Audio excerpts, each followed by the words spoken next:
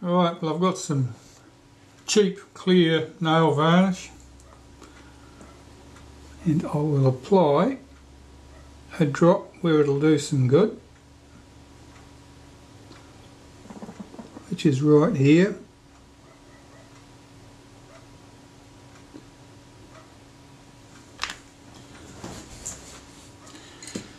I use a toothpick to apply that because otherwise you won't have enough control over the size of blob that you're using or where it's going.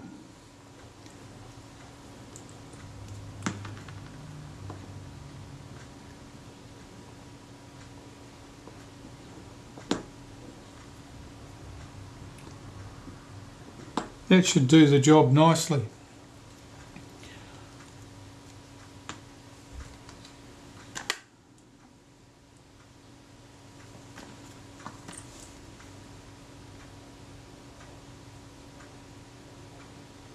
Speck of dust on the front there. Right, so to get the rangefinder back on the camera body, normally I put a drop of lacquer or two underneath this.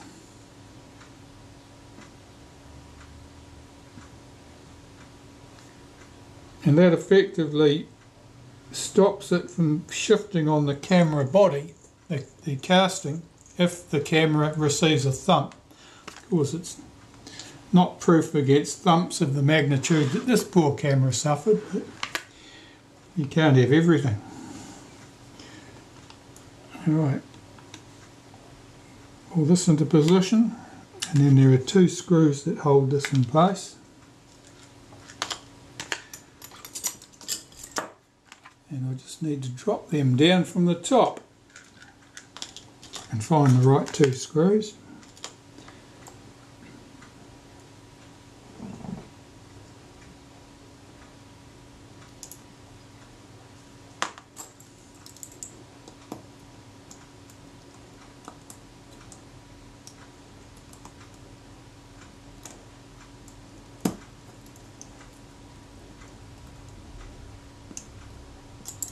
One.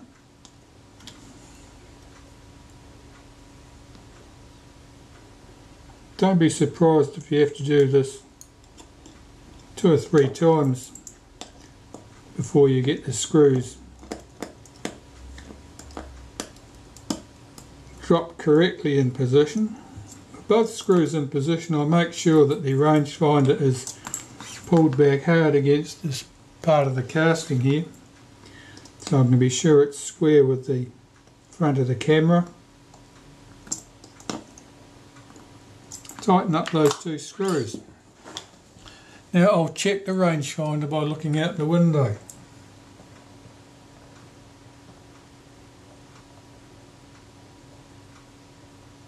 That looks pretty good. I'm going to go and check it on a close-up target and check that the close end of the travel is good as well. And if it is, I'm done there. Otherwise I'll come back and make some adjustments. Well, my horizontal alignment's good. I checked that at close up and that was good. I'm just looking at my vertical alignment.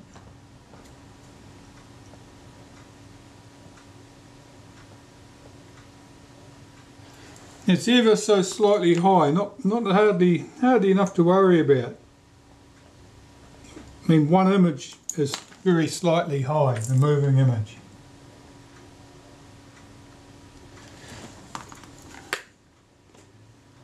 Just back the other way because I've just overshot that.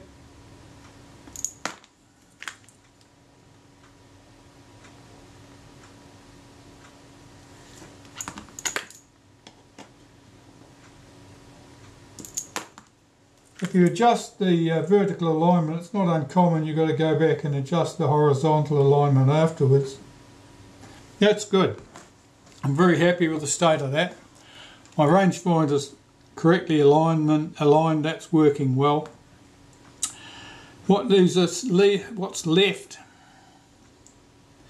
On the inside of the camera, what's left is the meter. Now the meter in this case, the housing's broken. as a result of the thump it's had, you can probably see that there's chrome missing off here. That's gone.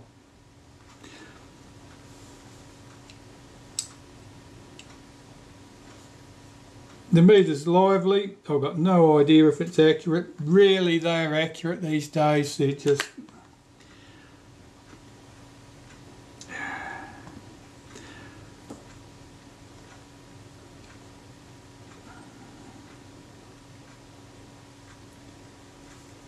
What's happened here is as a result of that having been hit, this casting is broken away at this point.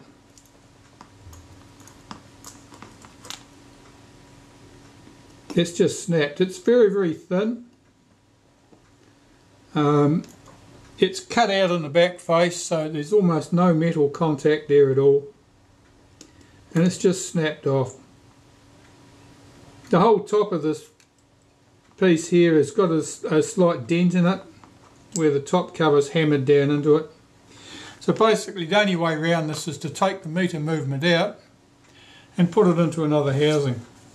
So I will see what I've got, because I'm certainly not fitting a new meter. Right, I have my replacement. This one, as you can see, is missing its clear front window. But the hinges are good. That part's working well. Of course, the movement's entirely dead. So I've got to take out the movement out of here, the clear window from the front, and the selenium cell, and move it into this housing. So I'll start with my parts donor and strip that down.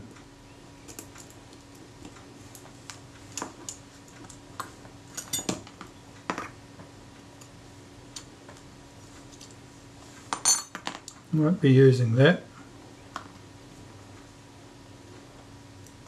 The contacts aren't soldered, which tells me that I've already been in here and condemned it as having a... Oh, we're not going to be using this one, are we? Oh, okay, it's going to be using parts of all sorts here. I can just see this door's damaged. It's lost a piece across the front where it latches. But the hinge is good, so we want this casting. We're going to have to go to a lot of trouble to swap things over. So I'll put that dead movement there.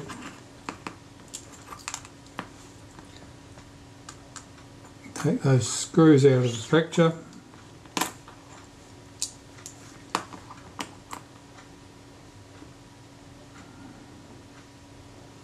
There's a screw here that holds this assembly together. Let's get that out.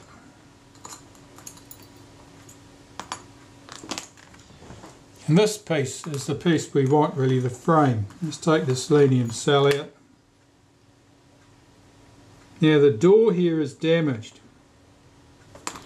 The door on our camera here is damaged too. I'm going to have to find another door, but I want this hinge. So I've got to get the pin out. Now the pin will be pressed in.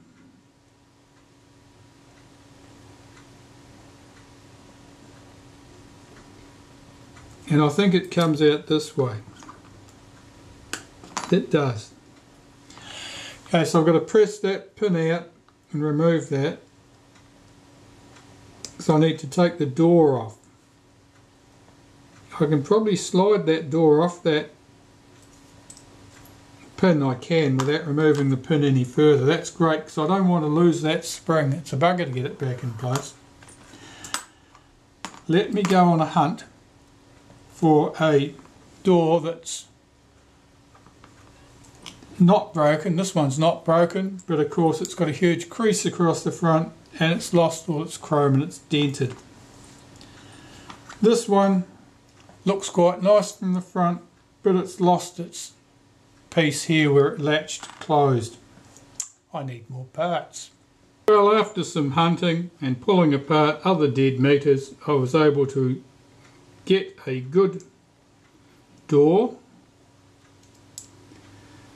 And now I've got to get this in place. Now the trick here is to get this return spring in place. The return spring's job is to flip the door open. But it's a bit of a trial getting this positioned correctly. So I've got to see if I can get this done.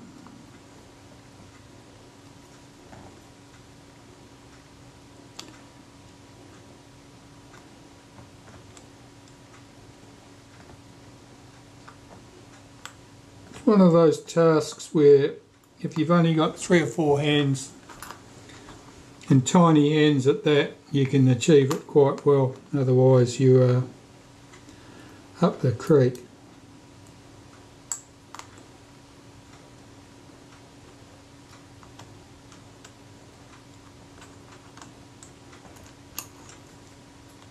Did that work? My God, it did. Okay. There's that door in place. Now I'm going to push my pin back through.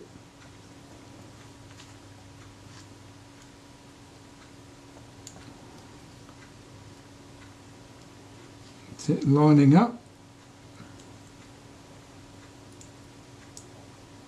There. Okay. So there's our meter.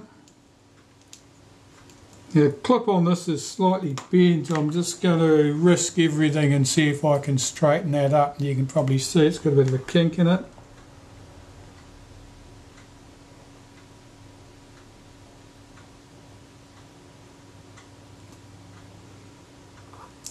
Ooh, dangerous, dangerous. Okay, that works. I'm not going to push my luck and try and improve that any further. I think I'm just as likely to end up breaking something else. So there we've got a working meter door which is in quite good condition, quite tidy, and now I've got to transfer all the mechanism from this meter into it. Okay, where to start? I can probably take the door off the front of that meter because it's not doing us any good. That's rubbish, it's just getting in my way. Here we get to the delicate stuff. Now you can probably see 2 circles here and here. That's where the screws here and here have been thumped down into the top of the meter as a result of the camera being dropped on its head.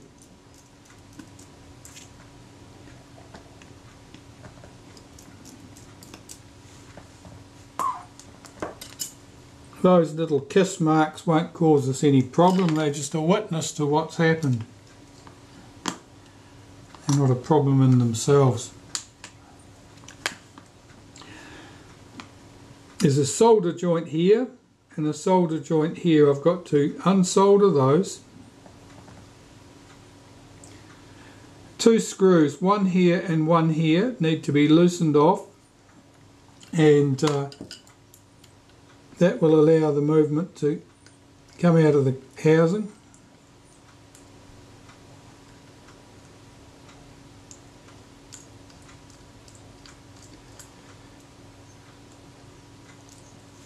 I might as well remove those now, it'll make it easier for me to desolder those connections. Yeah, I'll just feel that movement shifting then. Alright. So at this stage the potential for disaster is always present with meters. The hairspring at the top here is exceptionally fine.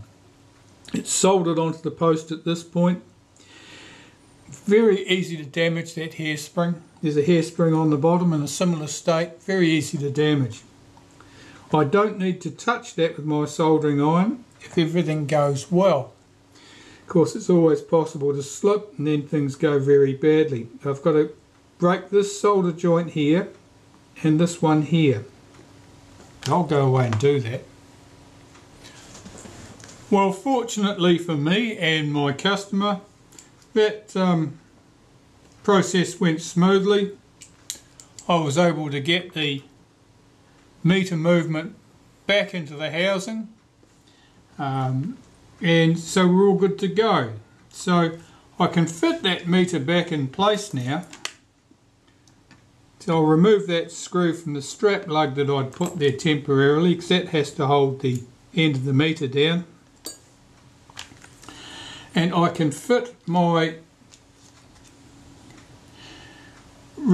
film release button in place. I'm going to remove that rubber band now and very carefully get my meter in here.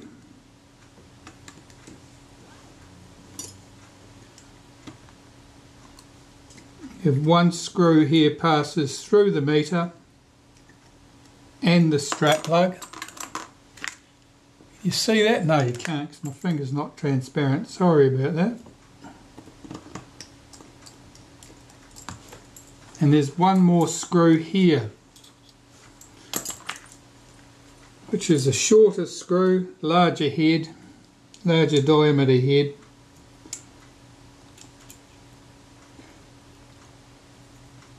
There's just a bit of hair there I wanted to see the back of. It's returned to cause me more problems.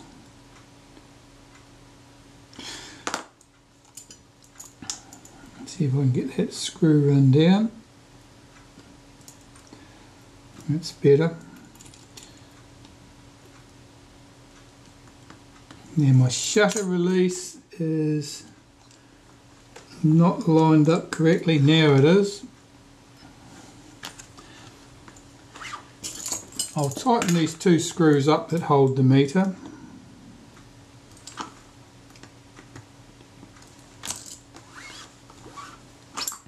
The shutter release button can go in place.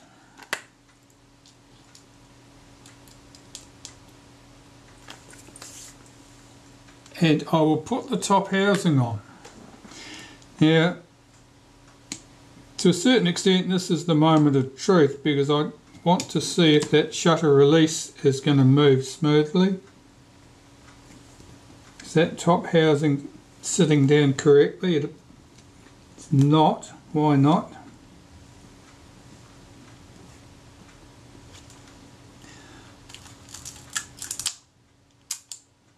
That shutter release button action is good. I'll check the film release button. That's good too.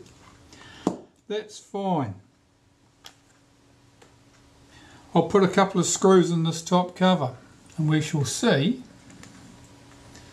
if it remains good. It's possible that the strap lug is still bent slightly. It's also possible that the top cover is distorted out of shape somewhat and so isn't sitting as square as it should do. That wouldn't surprise me in the least, given the level of damage. The top cover is chromed brass.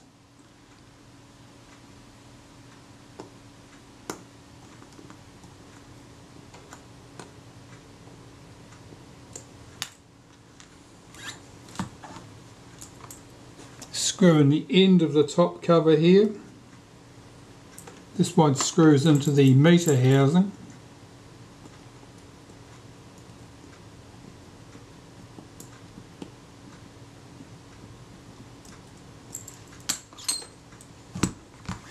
Check the film advance again. And the release, that's all good. Frame count is working smoothly. And now I can turn my attention to the rewind. Now the rewind screw I've already replaced, of course. The ring here, the film reminder ring, had popped loose from that, so I'm going to have to clean off the remains of that adhesive and re-glue that.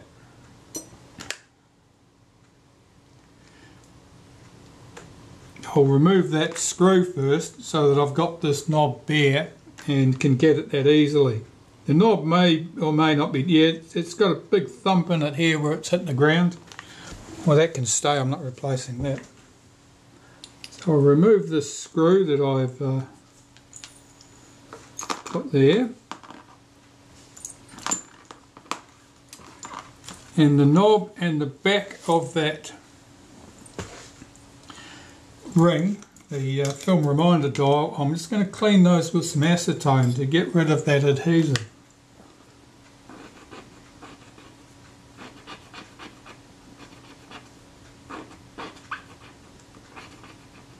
I don't know what adhesive had been used there, but the acetone is certainly dealing to it. There's a bit around the edge. I'll see if I can run a toothpick around there and get that out.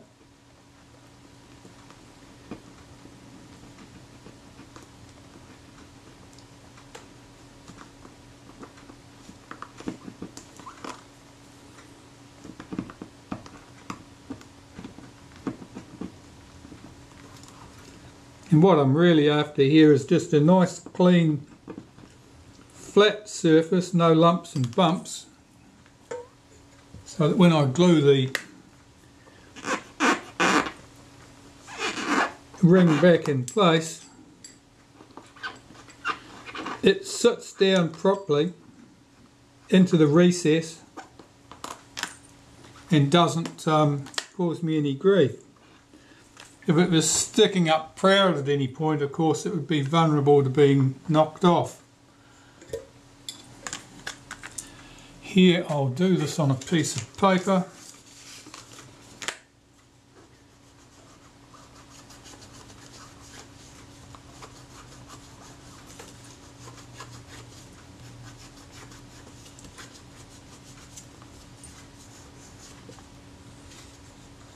That looks good. I'll run around the outside edge. That looks good.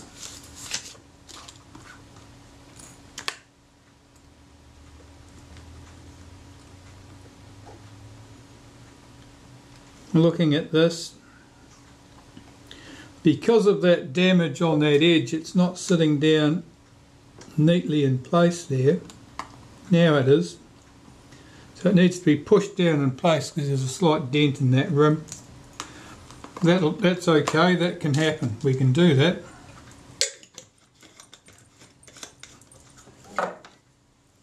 So some adhesive.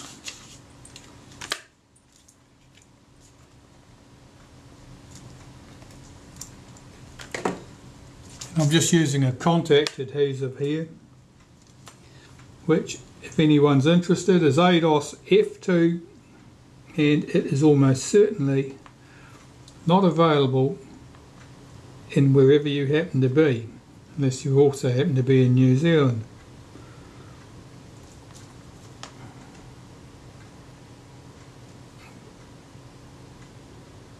But Bostik certainly make a similar product, and countless others probably do too. Nor is it important what sort of adhesive you use to do this task.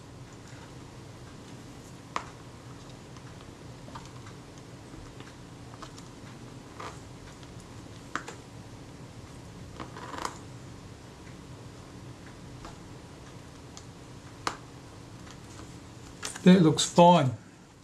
So that's all back in place. The wavy washer can go back where the wavy washer came from.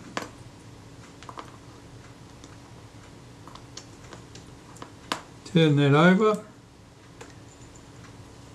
Run the screw through here.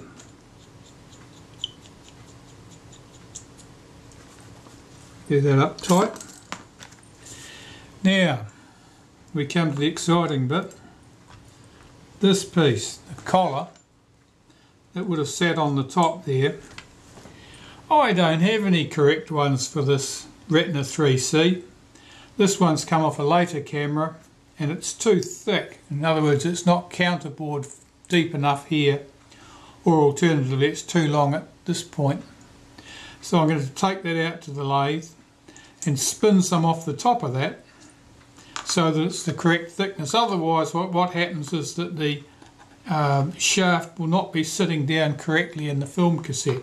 It'll be at the incorrect height if this is incorrect. So I'll go and deal with that. Here you can see two components.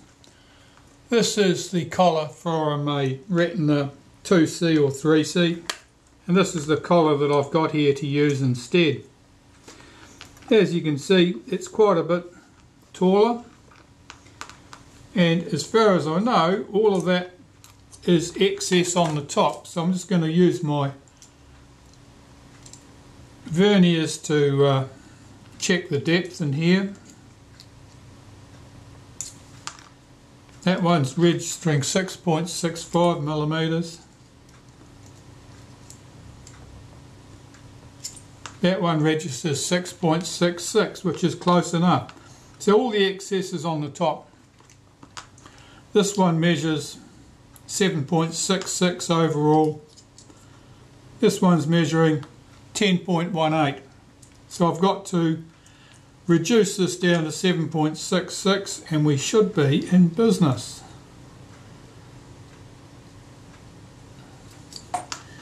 So if I was going to do a quick and dirty, I'd use my verniers to scribe a line on there at the correct height. That'll do, I can see that. So I'm just going to go out, get the lathe running and spin that off. Now we have two matching pieces, so we'll take our replacement part. Come on video camera, keep up, it's better. Pop that on the top, screw on our rewind knob, something through the fork of the rewind to stop it turning, tighten it up with my fingers, that's it. So I'll check that with a film cassette, make sure that that height appears to be correct. I expect everything should be fine. Let's find a film cassette. Okay, I've found something. Let's see if this will fit.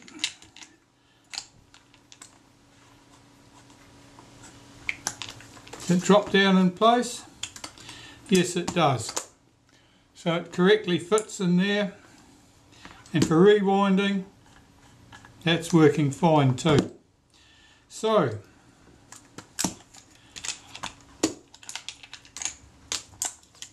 I've yet to warm this tape up with the hairdryer and then remove that so it doesn't damage the leatherette. But the camera itself, well, here we are. I'd like to say it looks $1 million. It doesn't.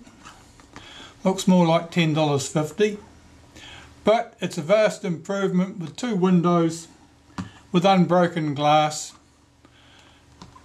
At first glance it appears neat and tidy, and probably that's as good as I'm going to get out of that top cover. And of course the meter settings knob up the top there is now firmly fixed. The meter itself, replaced the housing, replaced the door. Still has all its original selenium cell and movement. And apart from that, well, there wasn't an awful lot to tell. Some minor adjustments of the rangefinder, but generally speaking, it's all back together. And so the Frankencamera can return from whence it came. Thanks for watching.